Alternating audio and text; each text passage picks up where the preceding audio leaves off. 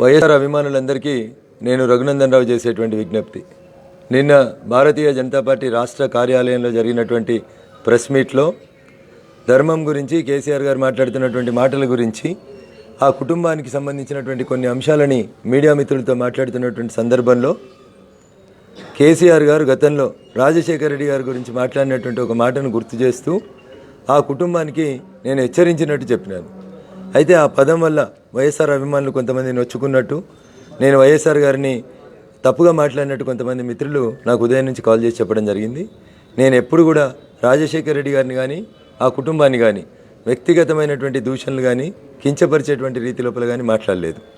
నిన్న జరిగినటువంటి ఆ ప్రెస్ మీట్ సందర్భంగా కేసీఆర్ గారు గతంలో రాజశేఖర రెడ్డి గారిని ఉద్దేశించి మాట్లాడిన మాటల్ని గుర్తు చేస్తూ మీకు కూడా భవిష్యత్తులో ఇట్లాంటిది రాకూడదని చెప్పినది తప్ప నా ఉద్దేశం రాజశేఖర రెడ్డి గారిని కానీ వారి కుటుంబాన్ని కానీ కించపరచాలని కాదు.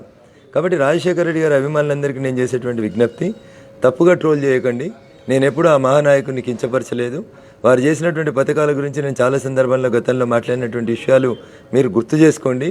అయినప్పటికీ కూడా నా పదాలని పొరపాటున అర్థం చేసుకొని బాధపడుతున్నటువంటి రాజశేఖర రెడ్డి గారి అభిమానులందరికీ నేను పూర్తి స్థాయిలో నిన్నటి ప్రెస్ మీట్ పట్ల విచారాన్ని వ్యక్తం చేస్తా ఉన్నాను. I will regret for it. అర్థం చేసుకుంటారని ఆశిస్తున్నాను.